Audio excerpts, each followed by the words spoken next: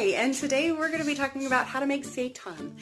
It is a wheat meat substitute that is, I believe, 2 times more protein ounce per ounce than chicken. So it's really healthy for you, and I want to teach you how to make this same product at home. Now there's a lot of recipes out there that you can use to make it, but they call for vital wheat gluten, which is actually kind of what we end up with after we're done.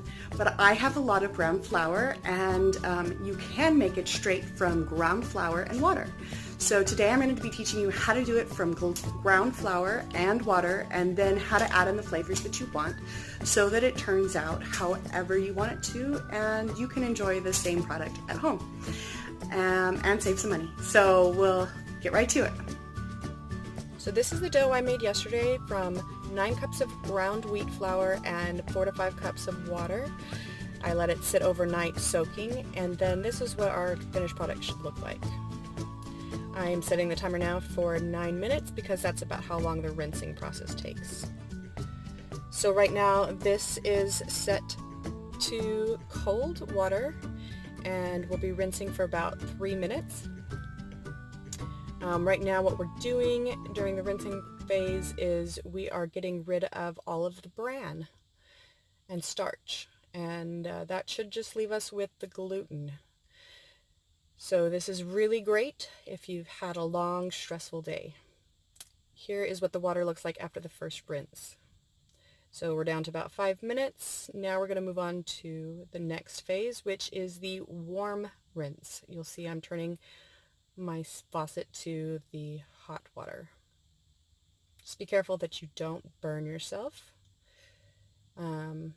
During this phase of the rinsing, you'll notice that the dough becomes really separated and a lot more stringy. Don't worry, it's going to come back together, but here you get a good look at that. And you got to be careful to keep it from coming out of your bowl and into your sink here. You don't want to lose any of that gluten.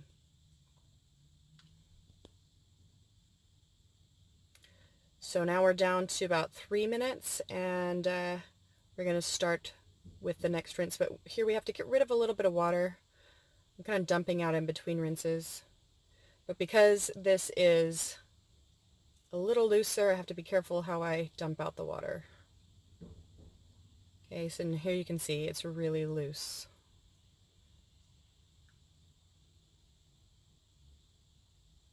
So now we're on to the third and final rinse. You see here I am moving it to cold water again, and I'm going to go ahead and just squeeze this. I'm just going to squeeze the heck out of it.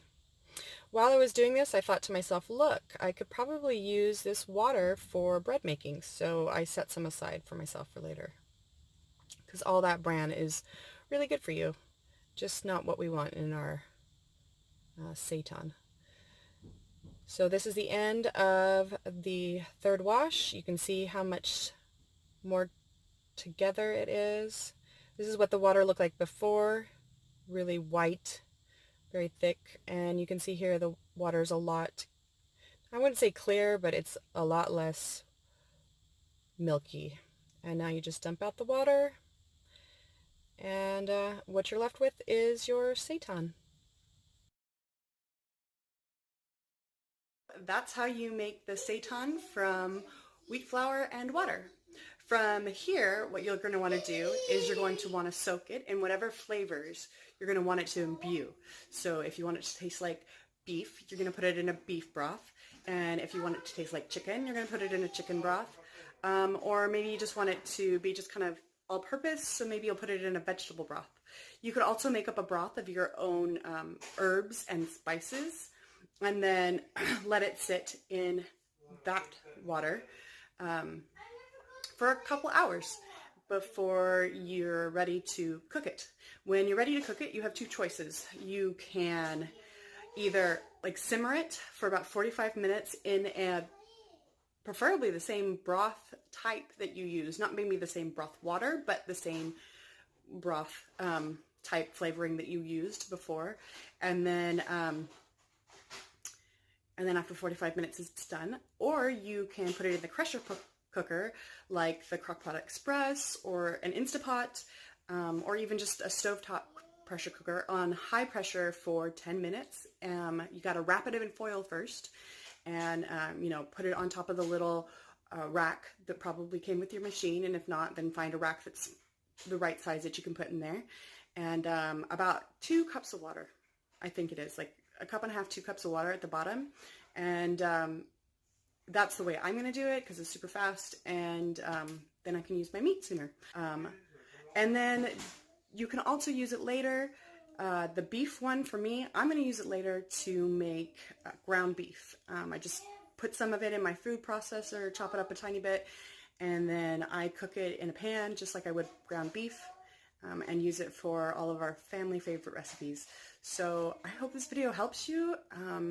And please leave me feedback on if you liked the recipe, what tweaks you made. I am always wanting to learn more. So till next time, bye.